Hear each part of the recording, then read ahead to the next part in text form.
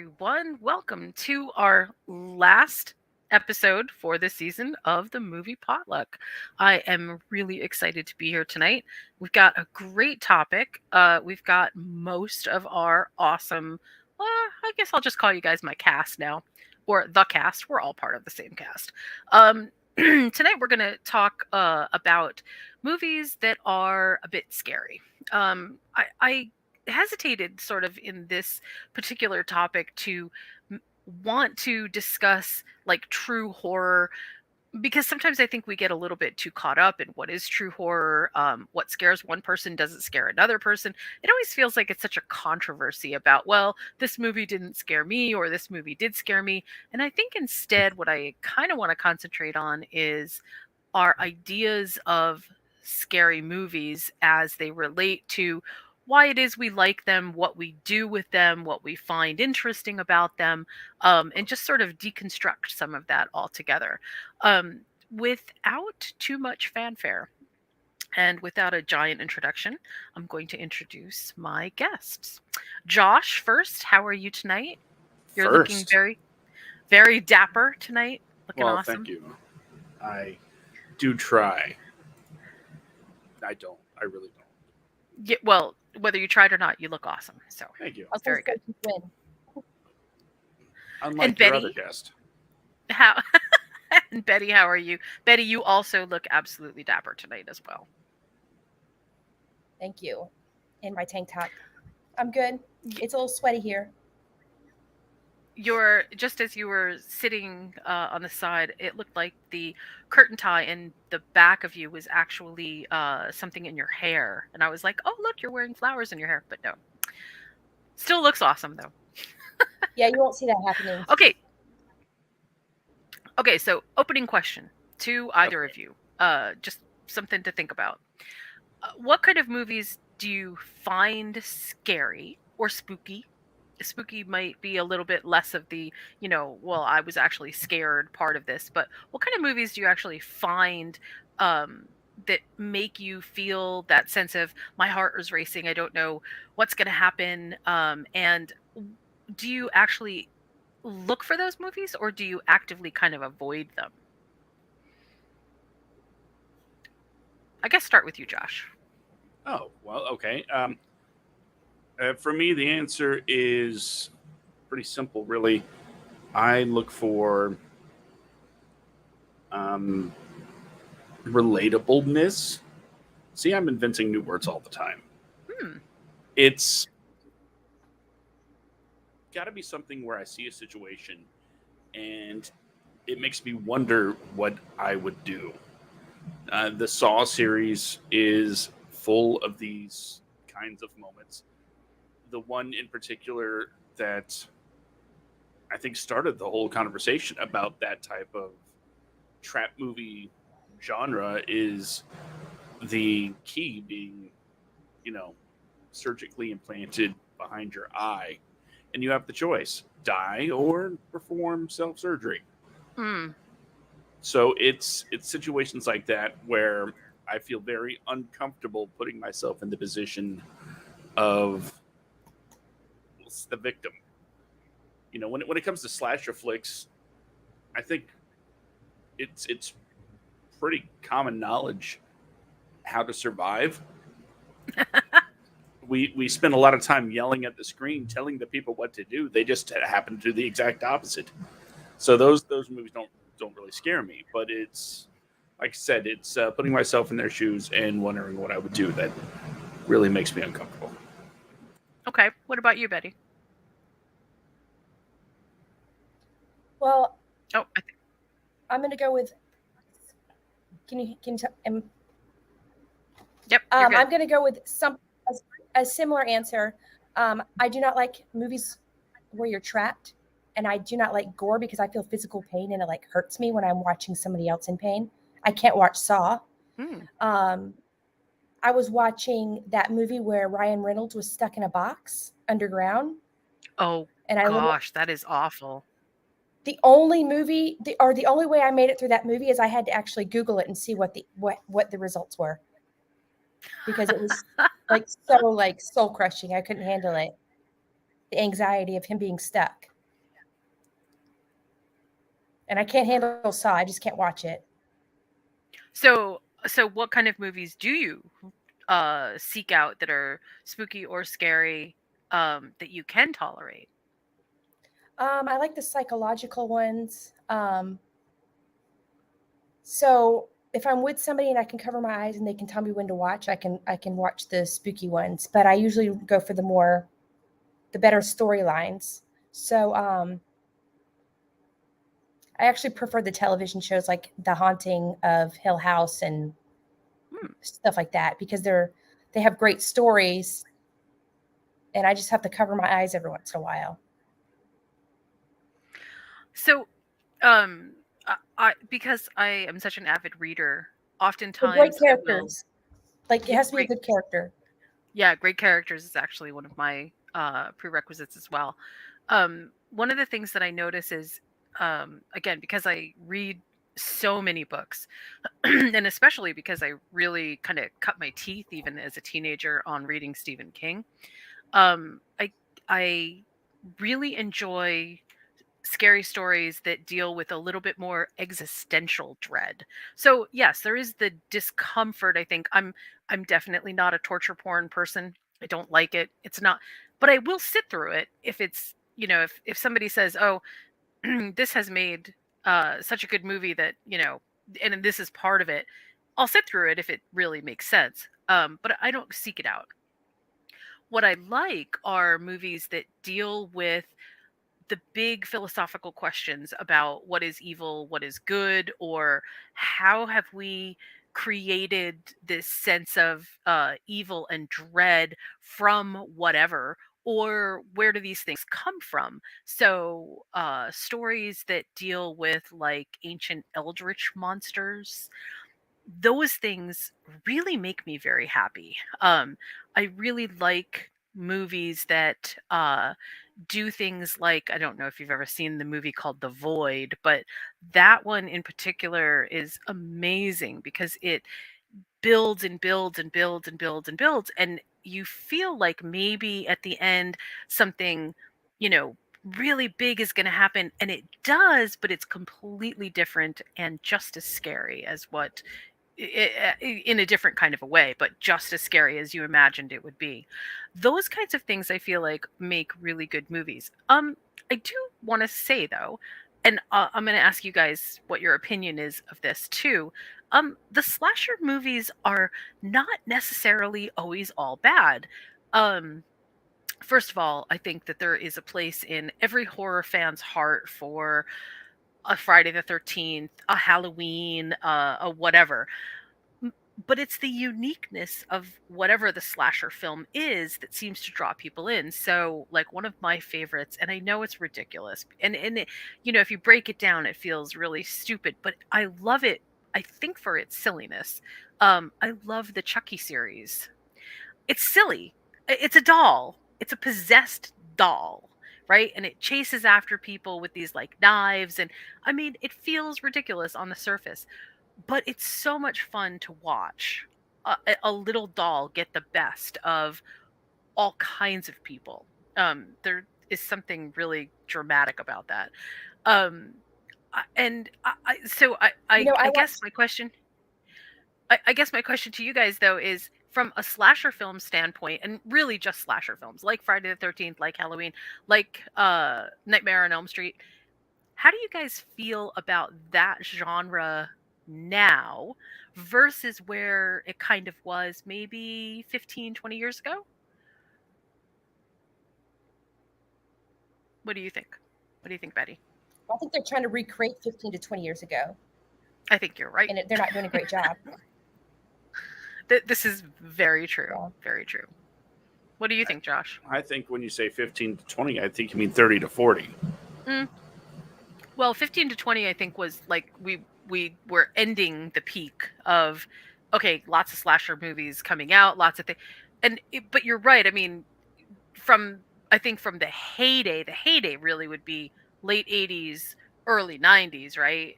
Culminating with kind of Scream and things like that. And now we're trying to Which is resurge not it, 30 to 40 years ago. but But honestly, I do think there's definitely the 80s impact is huge. It's just that wasn't the peak. That's just a lot of the big movies started then. A lot of the big franchises started then. But how do you feel about the slasher movie in particular? Uh, I can't say I've seen a ton of them. Really? Yeah, most of them I've seen through, doing shows, watching a handful of Halloween movies. I've only actually seen the first Friday the 13th. Oh wow. I watched a couple of Nightmare on Elm Street movies. So I'm a little bit all over the place. The only Chucky movie I've seen is Bride of Chucky, That's a good one. but it's never really been a thing for me. I've never really gone. I can't even say out of my way. I can't even say that I've seen them on my streaming services and went, yes, it's time to watch that now. Okay, so the three of us seem to have a predisposition toward the slightly more, shall we say, intellectual horror, right? Something that's gives you a little bit more to chew on, makes you feel like there are personal high stakes, and Yes. build on that sense of suspense and dread, right? Yeah. So along those lines, then, what do you think? What movie? And and I guess it doesn't have to be labeled quote unquote horror because spooky and scary movies sometimes I feel like bend genres a little bit. There are some movies that really frighten me a lot that are not labeled horror. Um, but what movie do you think has the best sense of scary suspense? Like, what movie have you seen that gives you that it's like it's physically hard to watch because you're on the edge of your seat or, you know, nervous about what's going to happen? The Vanishing did that for me. It was the entire movie was very stressful, trying to figure out what happened to Sandra Bullock, Mm, and then finding out what happened to her. Another movie where someone is in the ground. that's right. I actually really like that movie a lot. It's And partly so good. because the characters are so good. The characters Yeah. are excellent. Yeah. That was a good psychopath. Also, that movie also was like what? When was that movie? Like the Um early 90s, I believe. yeah. So it wasn't that's the kind of movie that was like, well, I guess I shouldn't put it in that same category.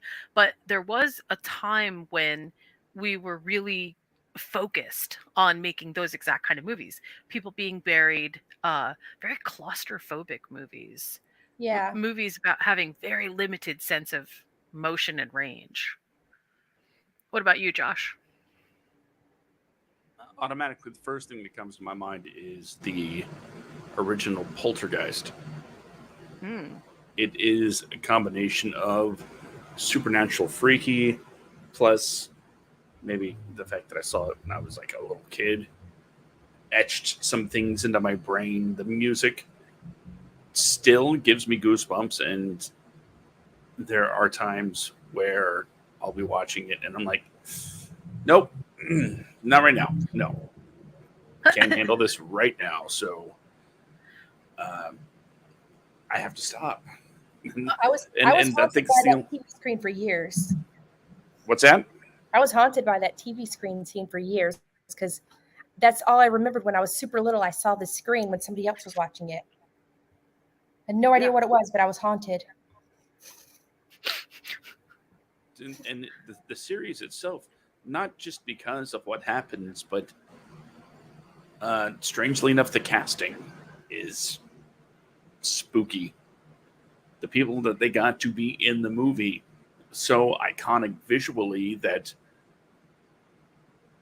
anytime you see their faces, it's minus Craig T. Nelson, who's just always going to be Coach. But when you see their faces, you have this association with the spooky that they're involved with. I can't really, honestly, I can't give you their actors' names because I don't know them. I suppose I could look them up, but no, Like I'm not gonna. the kid died too after. Yeah, yeah. Yeah. Which was really sad, And I tell actually. you, I met Craig T. Nelson, and he is kind of scary in person. But I was 13, so he was scary. I will say that the second Poltergeist movie, although the first one was very scary and haunted me, I couldn't swim at night forever after that because of the swimming pool scene. It just, I couldn't do it. But the second movie with the preacher that comes to the door, The hat, right? that, oh my God, that movie really threw me into some nightmare territory. That Poltergeist did a really good job. Also, amazingly, Poltergeist is one of the few, the original Poltergeist, is one of the few horror movies where nobody dies. And it is still just as scary, and the stakes are super high, but nobody's dead. And there's a lesson in there somewhere, like not everybody needs to die in order for things to be scary. That's definitely a big one. Yeah, people were pre-dead before the movie started. You know what's another? Okay, so That's another one. Yeah, that's so true. Another one that traumatized me. The dolls. Have you guys seen that one where the dolls will like kill the adults doing bad things? Mm-mm. Like I woke up in the middle of the night. That was on. And like from then on, just in case, I was always nice to every stuffed animal and every doll. I would talk to them and feed them just in case they like decided to murder me in the middle of the night. Oh, that was the okay, I know what you're talking about. That was the 1986 movie. And it came out around the same time as Puppet Master. It was pretty close. Actually, I think that one came out first. And yes, and those dolls were, oh my God, those dolls really were pretty creepy, like not in a like I would not have that collection in my house. I would not have those dolls anywhere near me because they No. really are scary. Yes. But yeah, that was a great movie. I okay, so let's talk about this for a second because I was gonna ask you guys this question anyway. The very first movie that I remember that actually traumatized me as a kid, right? And I feel like we all have these. Somehow we see something we're not supposed to see, or something's on TV and the adults around us don't notice, or whatever.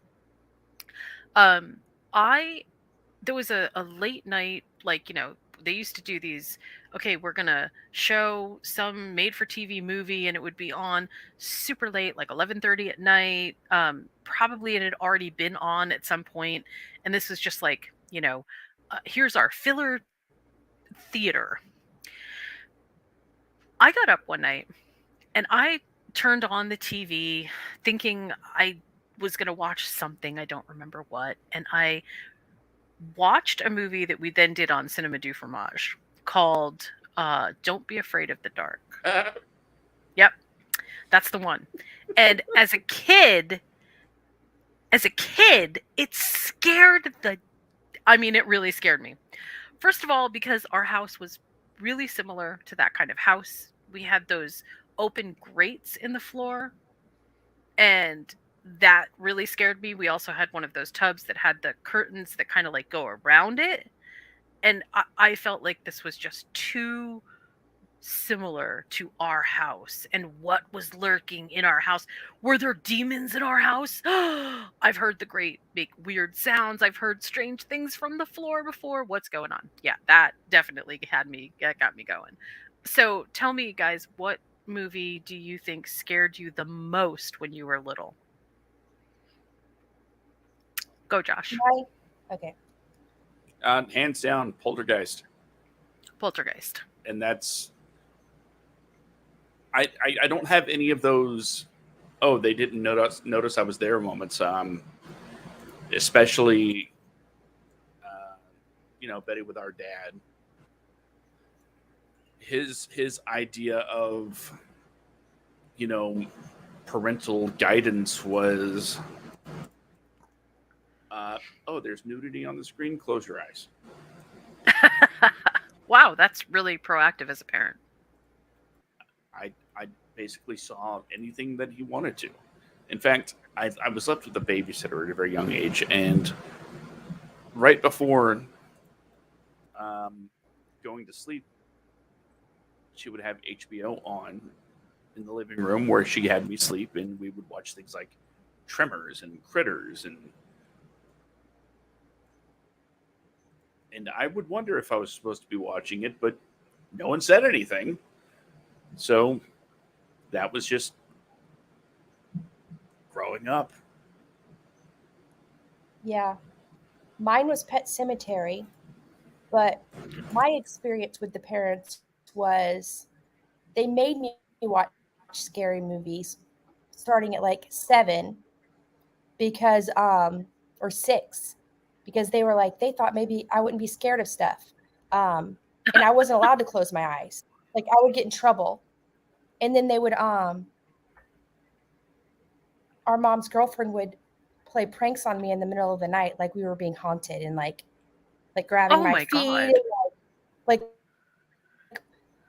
writing on the mirror and playing scary noises, and like they were psychopaths. So Pet Cemetery, like remembering that little kid with the knife, Oh, Gage. I didn't watch that movie again until I was in my 30s because I was still traumatized from that movie and that little kid. Wow. That's the only scene I remember. Wow. Was it Pet Cemetery 2 that psychopaths had the dirt bike thing? That was Pet Cemetery too. I did not like that. Yeah. Yeah, Pet Cemetery was know, one where the toddler like was killing people with a knife. yeah, there's something very insidious about that particular imagery that is very, very difficult to. It's difficult to process, and even as an adult, it's difficult to process. I feel like they really did a good job with that. I have to say.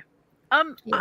So, just what you just said, Betty, brings up sort of a good point about how we respond to horror in particular, whether we should shield our kids from it. And I am actually of the camp that it is it is a lot better for our kids to, I don't know if the right word is ease into it, but there's there's lots of things in this world that create sort of existential dread for us. And I do think that at some point we have to confront it, and you have to learn how to have the skills in order to do that, right? And movies and stories and fiction in a safe environment can be really helpful and beneficial to that end. However, it is not, I don't think, the role of fiction, especially in visual narrative, movies, TV, that you can easily overwhelm a child with to teach those kind of things.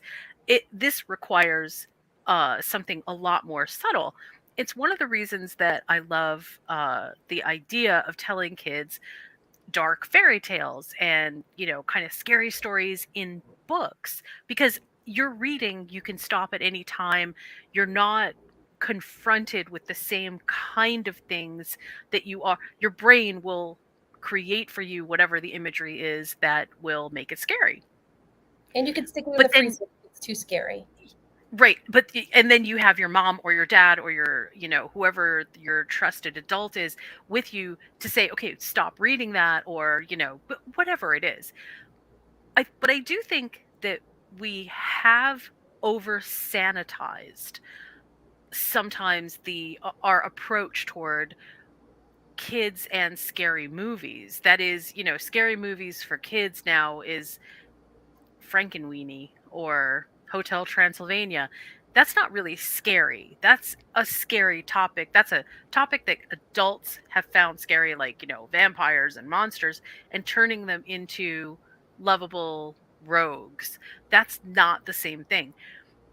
So I'm going to ask you guys. So what's your feeling about how old you think someone should be before they watch their first really scary movie? Is it 10? Is it 12? Is it what how do you feel about it? Cuz I feel like actually it's changed. We see children differently now than we did even when I was growing up. So what's your opinion? Josh, you have kids. What's your opinion? Well, the process that I've been using, and it's worked for me so far. I'm sorry about my mic levels. It's magic. It keeps going up without any warning. It's kind of like waves on the ocean. Yeah. Well, I am one of those peoples that uses the MPAA ratings as much as possible when it comes to, figuring out what's appropriate for the younger sect.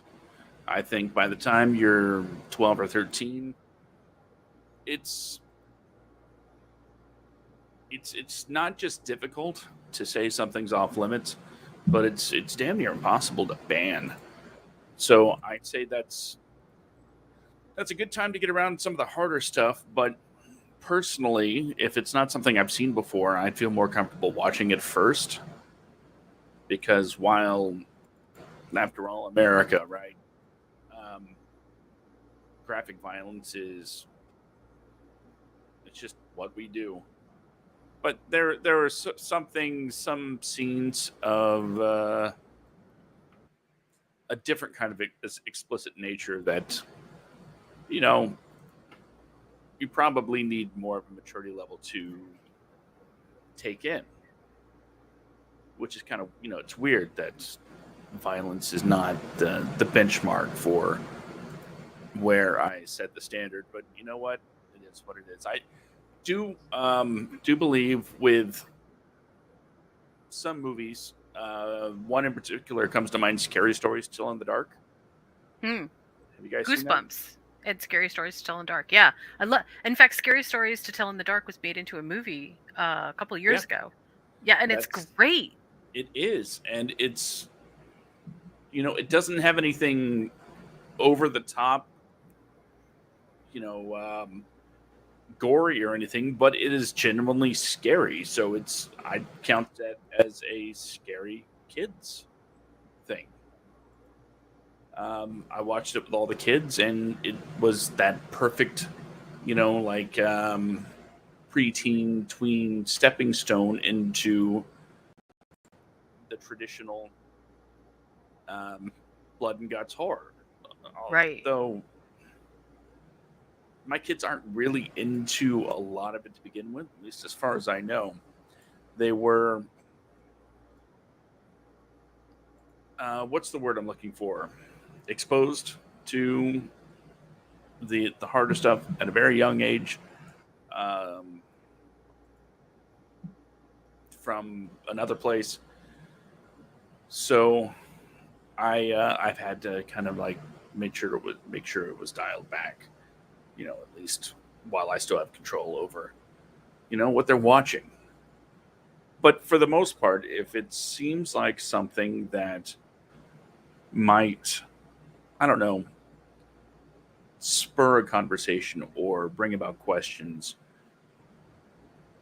I'd prefer just we watch it together. Okay. So what about you, Betty? What's your thinking and your rationale for when a good time is to introduce any kid to or teenager or whatever to horror movies in particular? And I mean, of course, we all know ratings like Josh said. And so I think everybody is very mindful of that in particular. But there is sort of a debate about whether or not it is appropriate for kids to watch certain aspects of horror. And let's stick with the movies that we all like. Would you allow your kids to watch the movies that you like? To take out the slasher stuff and the torture porn and all that stuff. Let's just focus on, our suspense and existential dread kind of movies. Well, I was a step parent to 3 kids for a few years, and we actually Hmm. went through um, this topic. I think it depends on the kid. So, but around age 12, um, one of the boys became obsessed with watching scary movies. Like he wanted to watch them so bad. Um, but usually him and the younger boy we wouldn't let watch them because their sister was a teenager, so she was able to watch them at that point. But right around 12, it's also when he started going over to people's houses and they started watching scary movies, and the Right. teenager would go watch scary movies. So we started letting him watch like movies that we liked with us, like The Conjuring. Hmm. But then he really got into, he started reading Stephen King books. Like he was reading It. Now, So that is scary. yeah. Yeah, Reese was reading that, but he like begged, and so I think it depends on the kid.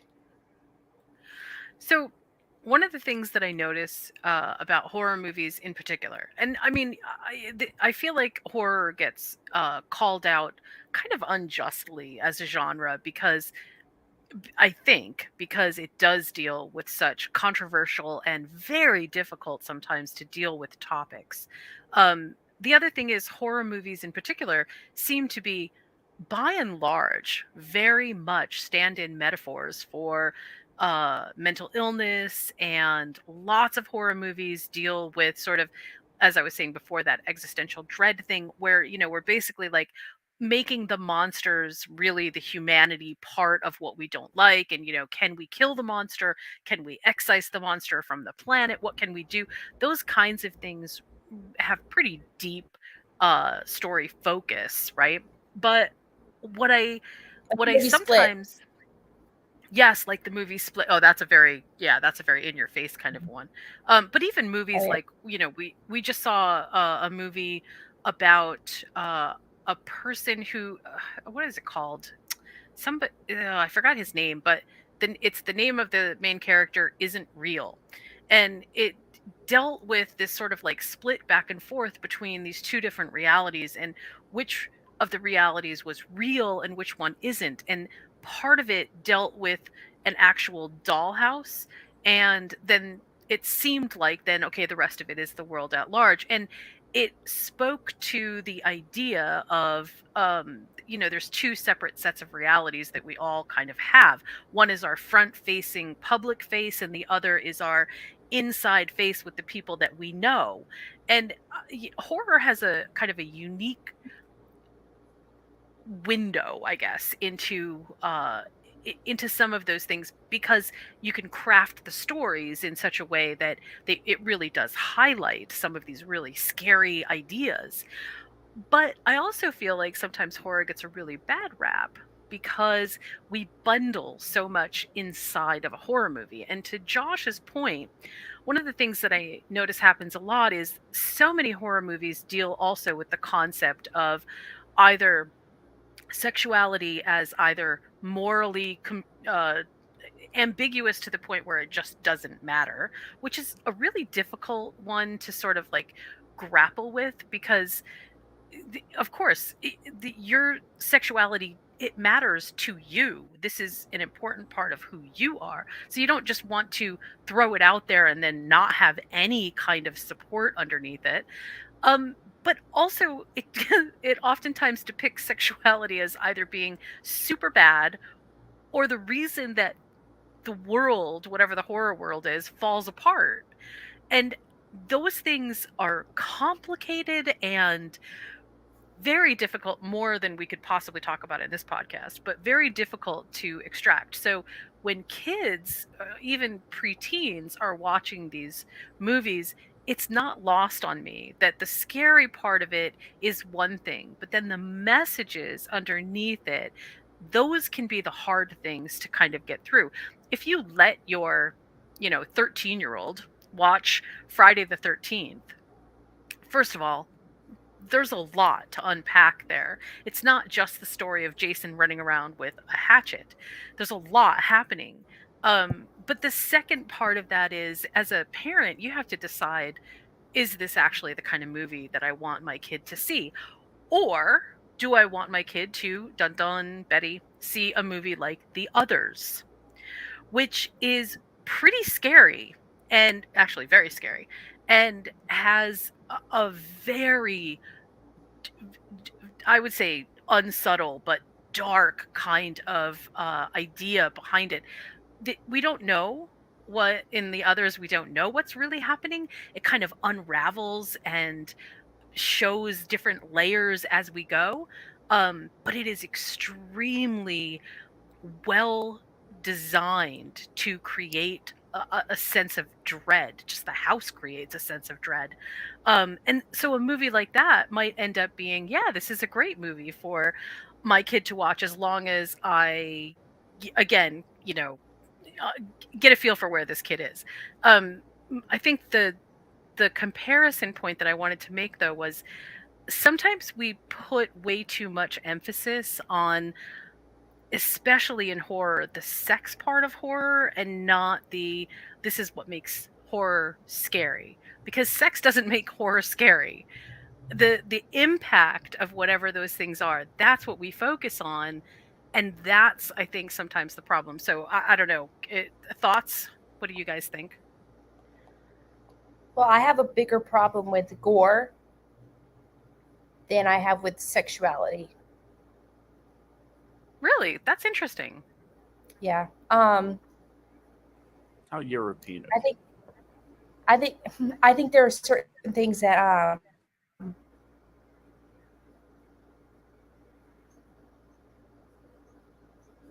I think we're too repressed, but it doesn't even have anything to do with the sex parts itself. Like everyone has boobs, who cares? Generally in horror films they show boobs. But graphic violence can be, I think, more traumatizing. Okay. You can't really like push that aside and be like that's mother's milk, like, Okay, now I feel like you actually are quoting The Boys. Okay, Josh, what do you think? Am I? That's fine. Yeah, kind of.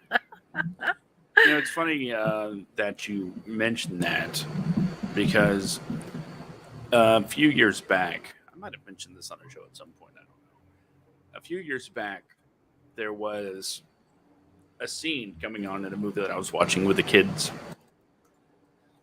And I was about to do something, whether it was fast forward or tell them, hey, hang on, there's nudity. When I had this crazy epiphany, this moment of clarification. Why?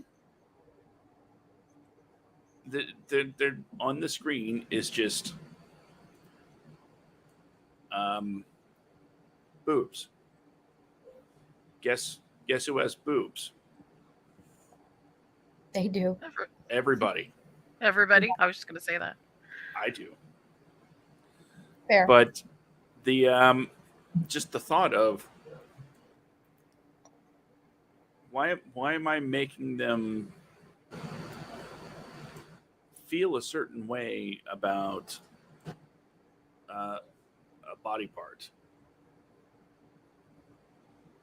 especially a way that, I don't know, almost seems like someone should be ashamed that anybody can see something, Yeah, because if you make it seem shameful, then they'll feel shameful. I don't want them to be ashamed of their bodies. Yeah. Okay, but let me interject one quick thing. Because this is where the conversation, I think, especially with horror movies, can get a bit murky. Horror movies generally deal with either something that is evil, supernaturally untethered in our current realm, that we consider to be off limits, or they deal oftentimes with things that are ultra violent, right? And so when we add sex to that mix, we, perhaps not intentionally, but still it happens, send the message that sex is tied up with some kind of horrific event, or that it's evil, or that it carries connotations of something untethered to this world where, there's retribution involved. And I'm not saying that horror developers or that writers come up with these concepts and go, oh yeah, this is what I meant. but our psyche at large sees these things in repetition again and again and again, and you can't help but make these kinds of inferences, and I feel like that is sometimes a flaw. I'm a huge horror fan. I mean, I'll opt to choose a horror movie over almost any other movie ever. I love them. I have subscriptions to Shudder. I have subscriptions to other horror only streaming services. Um, but this one pervasive through line really does disturb me at times, because I don't even know if we're super aware of it all the time. And that's what I was trying to get at. So I'm so sorry. I didn't mean to interrupt you, Josh. I just wanted to make sure that I clarified. Well, I was just explaining. I don't know. I don't remember what I was explaining, but I do agree. It's not something that people should feel shame for, and I think the movie makers, a lot of them, just following the trope, as Scream so elegantly put it. The virgin survives, right? Hmm. But And the white people. well, yeah, of course. Well, okay. So let's talk for a second about horror comedy. Let's talk about Evil Dead. Let's talk about Cabin in the Woods. Let's talk about movies that Josh will talk The all day about Evil Dead. Reanimator. I mean, Horror comedy, that's my jam. so okay. So tell us, Josh, what excites you about horror comedy? What makes you ready to stay up all night to watch horror comedy? It is taking everything you know about horror movies and then either exposing it or just completely turning it on its head. Taking the tropes and making fun of them. Like I'm not. I'll watch a good horror movie. Don't get me wrong. I will definitely watch a good horror movie. And there we go. I think part of that is also he has a secret, well, not so secret, being in love with Bruce Campbell. Just because I called him God once or twice, and It's love. let's see. I have a list of my top 10 favorite horror movies, and he's in 2 of them. Are you going to share us? Are you going to share with us your list? Would you like me to? Yes. Tell us. The only way I Alright, could get him to watch so- Xena with me was when Bruce Campbell was in it. Ah. Wow, that was actually good too, by the way. Autolycus, the King of Thieves, Oh yeah. and Joxer the Mighty. Ted Raimi's Sam's little brother. Okay, so in 1, 2, 3, 4, 5, 6, 7, 8, 9, 10, in every particular order, on my top 10 horror movies of all time. Number 10, My Name is Bruce. That's right. It's a movie where Bruce Campbell plays himself. I've actually seen that. That's good. Number 9, another horror comedy, The Final Girls. It's I don't know. Just let me know if you have or haven't seen it. I do remember actually seeing The Final Girls. The Final Girls, yeah, it's very good. Number 8, Cabin in the Woods. Excellent. Number 7, The Rocky Horror Picture Show. Okay. Number 6, Army of Darkness.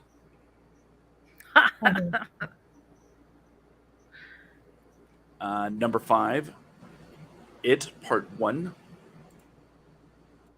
New or old? The new Or one. the new Okay. one? You like the new The one one better with- than the old one? The one with Bill Skarsgård. I have to say, I kind of agree. I thought the Don't- older one was Don't get me wrong, scarier. Tim Curry is legendary, but he's already on the list. So, number 4, Get Out. That's so Oh, good. That's great. Such That's a a good great movie. Number 3, Poltergeist. Yes, the original. I don't think that really needs to be said. Number 2, the movie that didn't introduce me to horror comedy, but it certainly took it to another level. Hmm. Tucker and Dale versus Evil. Oh, that's a great boy. You know what? Well, the series that they did, that I think you can still get on streaming, was absolutely perfect. Excellent. Totally excellent. And finally, the number 1 horror on my list is Shaun of the Dead. That's hilarious. So out of all of these, out of this top 10, what, 2 of them are to be taken seriously as, scary? That Poltergeist and I guess 3, Poltergeist, Get Out, and It. Get Out Everything is so else good. is for the good times. Betty, do you have a list, or do you have just like a couple that you really like? Give you equal time. Yeah, I don't have a list, but I really like the others. That's in the movie I'm talking what brought tonight. I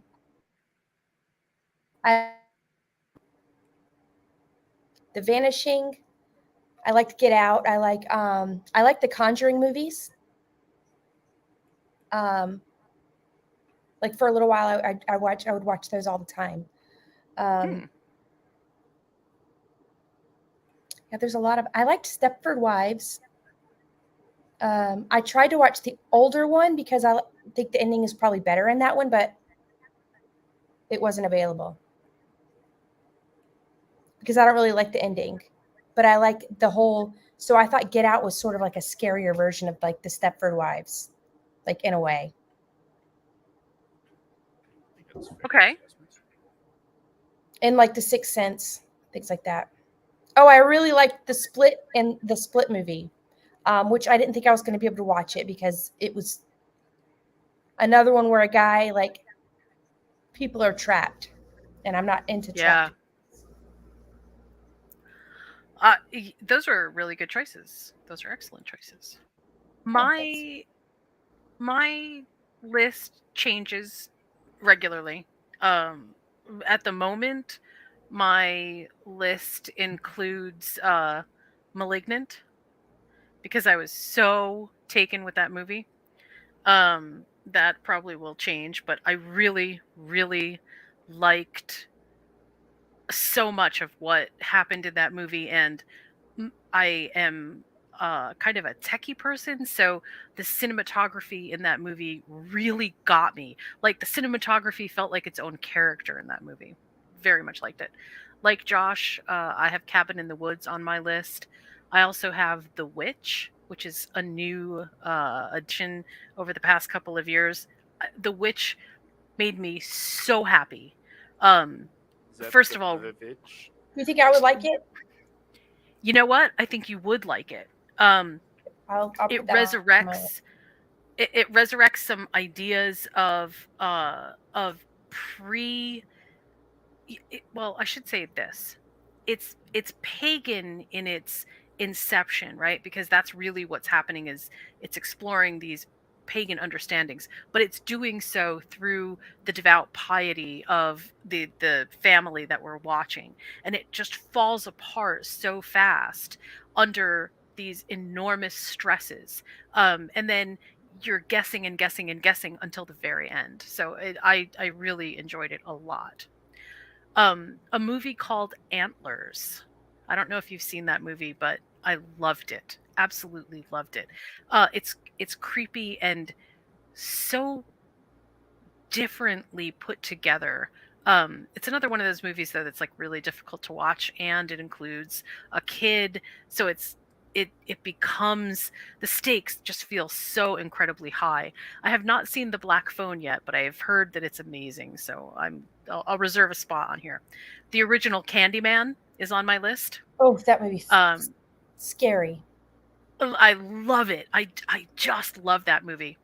I have so much movie shout out food on my movies and meals blog to Candyman because we watch it regularly. Love that movie. I had that VHS as a teen, and I had to I was like 12 and 13. I had to hide it at night because it was too scary. It was too scary.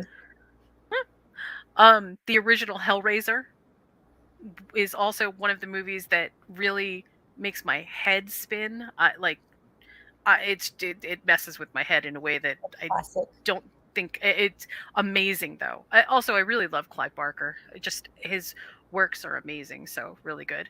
The original Exorcist, that is just sort of groundbreaking to me in a way that is horror foundation. Love that.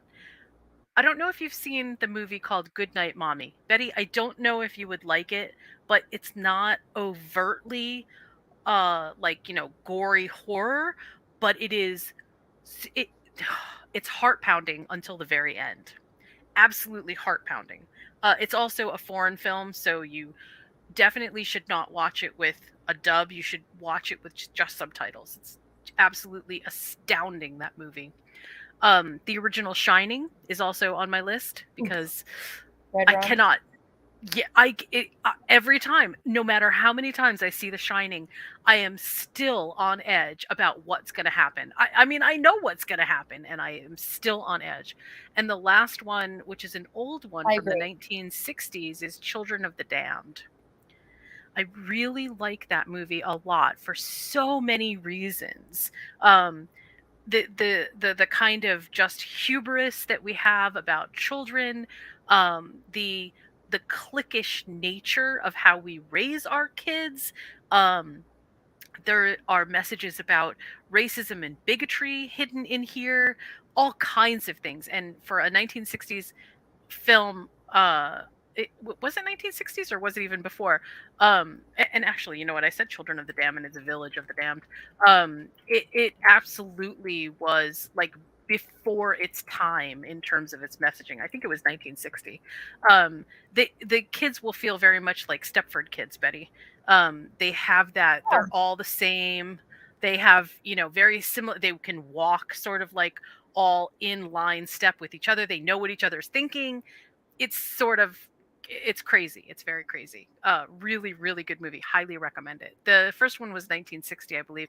And then they did a remake of it. I don't know if the remake was good, but so those are the ones that are on my list. It's kind of a little bit eclectic. And I wish Tori was here because I would love to hear what Tori's were. And I feel like none of us have even included zombies on our list. But I need to ask, do you have a favorite zombie movie and why? You start, Betty. Do you have a favorite zombie movie? I do, but first I want to add Gremlins and Hocus Pocus to my list. Oh, Gremlins is a good one. But I like Warm Bodies.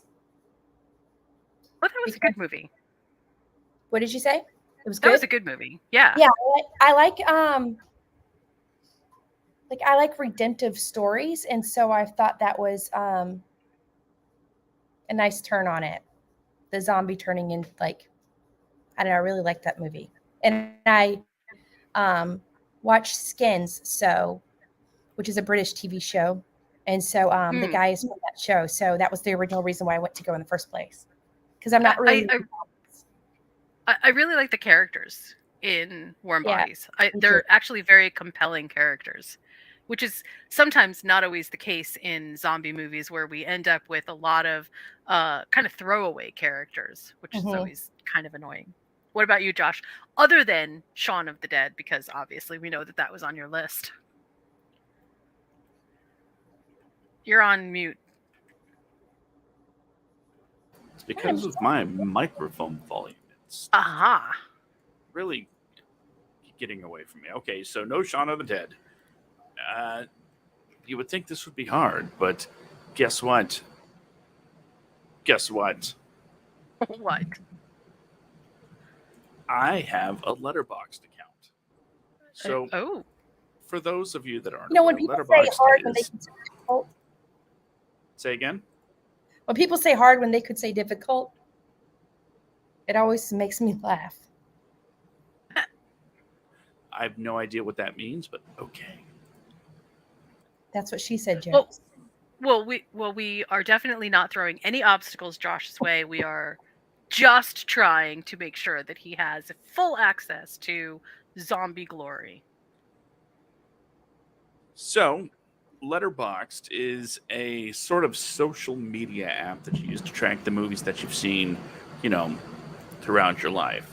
And my list comes directly from the horror movies that I've watched, as I've specified it by genre, and then ranked them from highest to lowest in star ratings that I've given them. So there was no curation. This is just my scores for these movies over the years. And I guess I'm going to have to skip down to the next zombie movie on the list because it's that easy. This might come as a controversial opinion to some,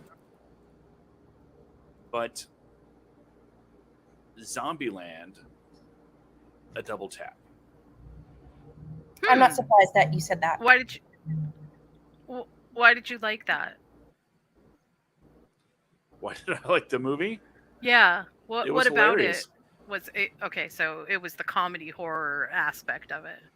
That was the biggest selling point. That's why I watched it. But what made me rank it so highly, especially higher than the original Zombieland, was Actors. the the actors, as well as the story of finding someone special in the apocalypse, then losing someone special in the apocalypse, and figuring out how to get that someone special back in the apocalypse.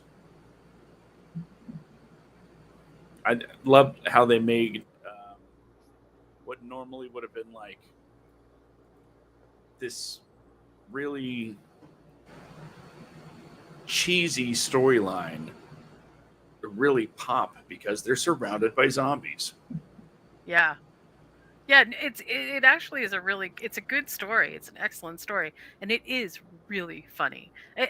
I was gonna say, and I didn't, and then I'll give you a chance to tell us, Betty. I was gonna say before that I think one of the reasons that horror comedy is so compelling is because the levels of deep sarcasm that are possible in horror comedy are they're abundant. It is very easy to take things in horror and make fun of them because oftentimes we take it so seriously. So it becomes almost a making fun of making fun of making fun, which I absolutely enjoy. Yes, Josh. Yes. I would be remiss if I didn't mention one of my favorite parts of any horror comedy. You know, as long as we still have the horror comedy part going. There's a two movies so far anyway, called The Babysitter. Are you familiar? Oh yeah, I liked that. That was, in fact, didn't they? In fact, I think it's still on Netflix. Pretty sure. Yeah, and it came out with the sequel, The Babysitter Killer Queen. Yep. Betty, are you familiar with The Babysitter? Uh-uh. Okay. What it's about, there's this kid, his parents get him a babysitter, and he's got this crush on her. But true to, horror movie tropes, they have to, sacrifice a virgin because they're also Satan worshippers. Because they're also what? And Of course he they're catches Satan them doing this. Satan worshippers. Ah. So Okay. they're all teenagers, from the local high school, and they all are making a sacrifice to Satan for, their own wants, right? But there was the thing about the main character, the kid, is he's bullied, and people pick on him, and he's a teenager that has to have a babysitter. So there's one scene where he's running from the people trying to kill him, and he runs into his bully on the street. So he's trapped between a murderous jock and a bully. So he's in just a bad spot. Except in a traditional horror movie, it's a bad spot. In this movie, the guy trying to kill him is like, dude, you got to man up. You got to take on your bully. So the guy trying to kill him is giving him a pep talk to, beat up his bully. That's funny. I think one of the funniest is the gremlins when they're swinging around on the fan. Gremlins from start to finish is just a delight, an absolute delight. And in fact, I don't know if you know this, but Gremlins is getting a series. I think I did know that. Find out more about the Mogwai? Yeah, it's about Gizmo before he was Gizmo. So a Mogwai's tale from far before. It should be pretty interesting. I think it's going to be interesting. I have two really, like, I'm torn between these two particular zombie movies, right? And one, I guess, I don't know if I want to call it a zombie movie, but it really is because it's reanimation. One of them is Resident Evil, which I absolutely love. Resident Evil is one of my favorite franchises for so many reasons. The movies can be terribad, and I will still sit through them because I just love the premise of Resident Evil. But the other is, I don't know if you guys, I'm sure you know who George Romero is, right? Dawn of the Dead and all that stuff. He created a movie, or created a script that got turned into a movie in the 1970s called The Crazies. And it really didn't kind of have a big impact. It was, it just wasn't his best film. But then it was remade with Timothy Olyphant and I forgot who was the other lady in it. And it's astounding. It's actually really, really, really good. And I love that. Both, I think, for very similar reasons, because they feel so incredibly plausible. Like, there's a government cover up. Nobody can come in to help, because if they come in to help, they would have to be admitting that there's actually something wrong. But also, the other thing that I loved about The Crazies is the characters. We get to know the characters so well, and this town so well, before the action really starts to pick up. And knowing who the characters are and actually feeling something for them kind of takes us all the way through this. The one thing that is difficult, I think, about zombie movies in particular is there is a wide swath of death and carnage behind almost every single zombie movie that I've ever seen. So there is this unpredictability about who will be left at the end, who is our main character, and can they even survive is kind of always an open question. This is not zombie per se, but close enough that I feel like it's worth a mention. I Am Legend is, because they technically aren't zombies. I mean, it's a little bit different, but it still has that same feeling to it. And even then, we don't know if he's going to survive at the end. And apparently neither did the studios, because they made two different takes, one where he survives and one where he doesn't. So, there's that. Isn't that getting a sequel? I believe that it is, actually. And in the sequel, obviously he did survive. So that should tell us which theatrical version was, which version was actually the right version, because it's all about that life. So that is kind of interesting. It doesn't star Will Smith, by the way, but it's very interesting. Okay, so before we close out, I just wanted to hit one more note, and that is, horror movies have a terrible reputation of being remakes of remakes of remakes. And I just mentioned one with the Crazies, but every horror movie that I have seen that I have ever thought was like, oh, this is really good, has had a remake attached to it.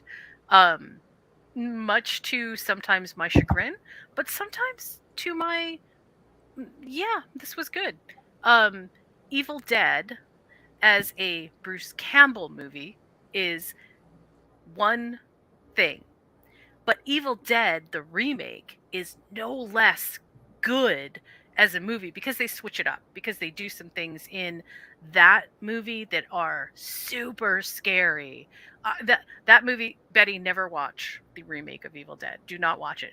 There are so many buckets of blood. I have no idea where they even got that much stage blood. It's crazy. Don't watch the original either. Yeah, oh, the original is Yeah, also very scary. I already decided not to do that after you But- told me about it as a teenager.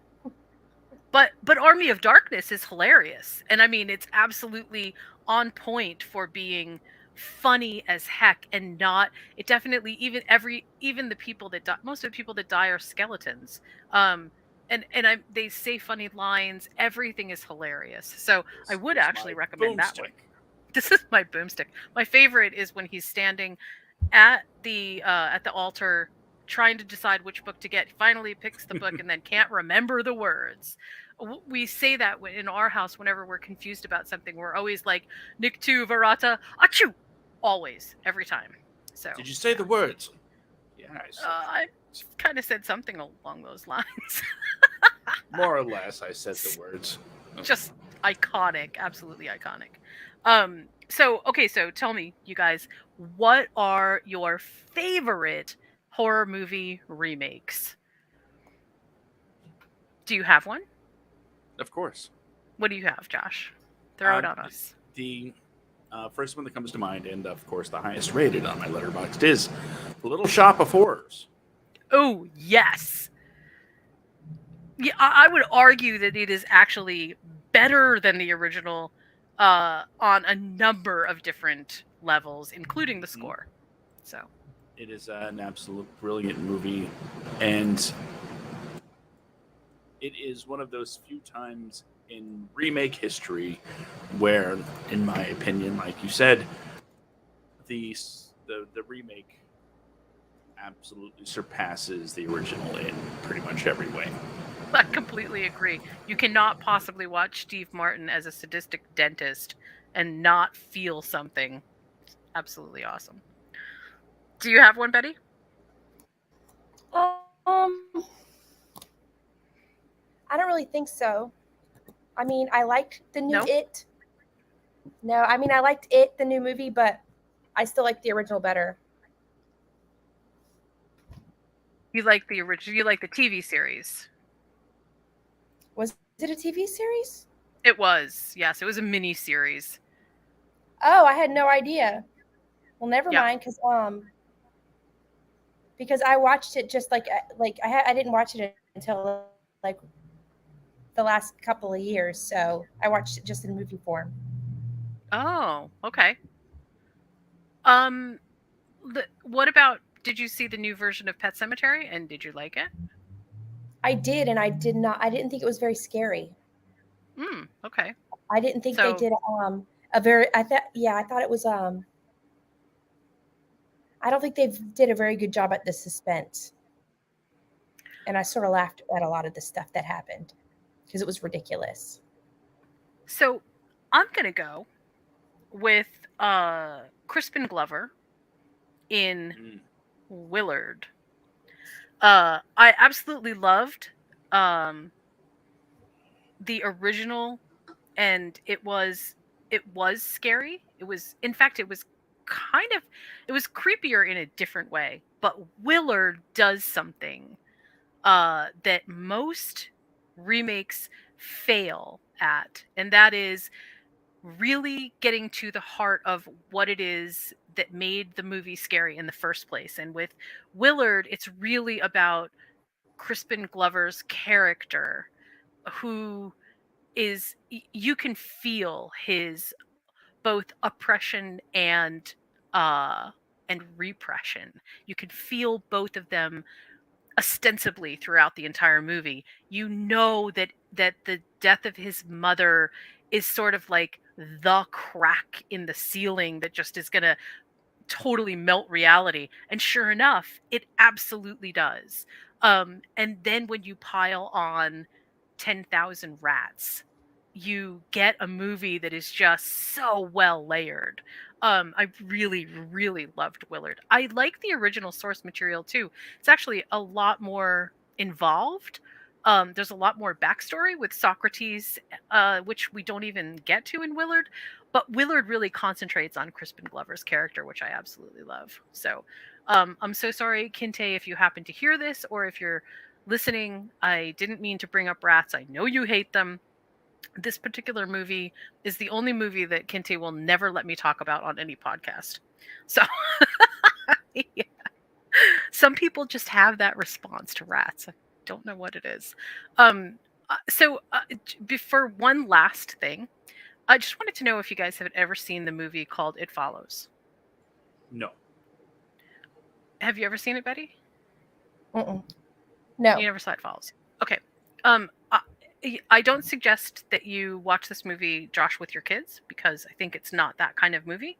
But I definitely suggest for both of you that that's the kind of movie that I feel like you both would like. It Follows is one of those very suspenseful, high drama kind of movies where the stakes are incredibly high, but the stakes are high because we, the audience, and even the characters sort of understand what is happening and why it is so important that they solve what they need to solve. And it happens slowly, like it's so slow, but that almost adds to the terror.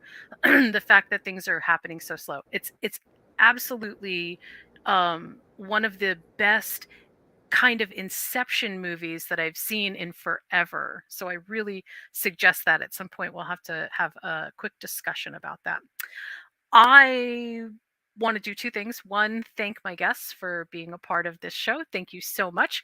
Two, make sure that we say once again that this is the last episode for the movie potluck for this run.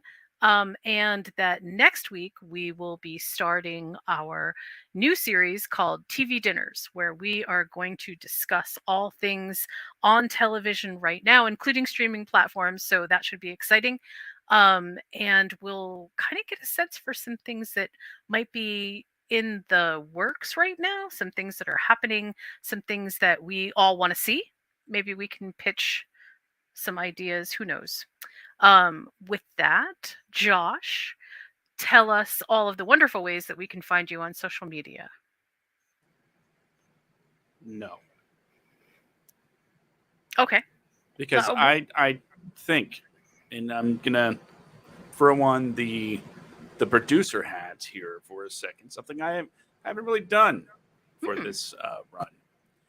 I think it's only right that for the season finale, we absolutely must bring our dishes to the table.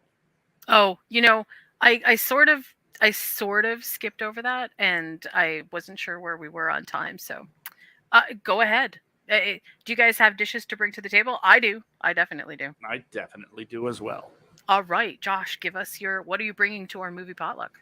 Well, I know we've talked about a lot of movies, and I know I've talked about movies that are rated higher than this, but honestly, considering I love this particular movie so much, and the dish is so easy to pair up with, I had to go with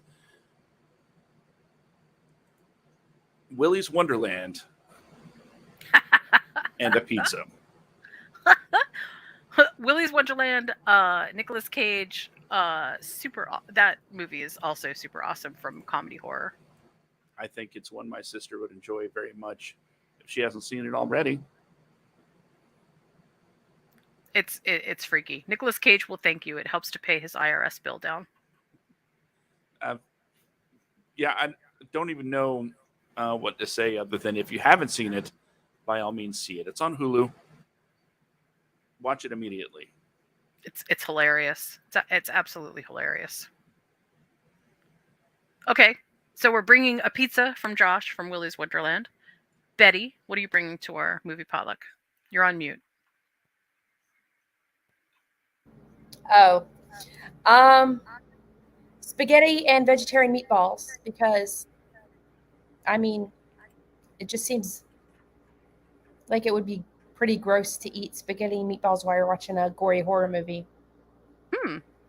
So why not? I mean, you're not wrong. You're definitely not wrong. Okay, I got two. So one of them is the aforementioned movie Willard. I have actually on the blog Meatloaf Rats, which we did for Willard, which we love. Meatloaf Rats are one of my favorite movie dishes to make. One, because they're super gross, I mean, to look at, but they taste delicious. They're just amazing. If we stuck them on a skewer, we could actually repurpose them as weed rats for Shrek. But they're super amazing. Love them, love them, love them. And the second one that I can go with is we actually made pea soup, which we could use for either The Exorcist or for Soylent Green, which that's the one that we made it for. We made it for Soylent Green.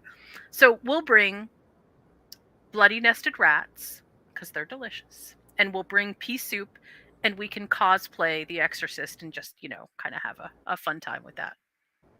Sound good? Josh is laughing, so I'm assuming that does sound good.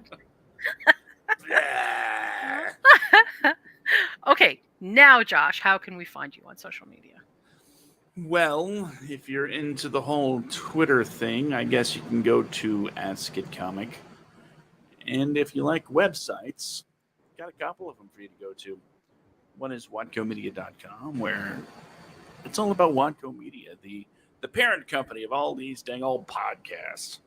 And then there's the Wadcast.com, the show that comes to you every Friday night at 10 p.m. Eastern, 7 p.m. Pacific, with myself and Mr. Brandon.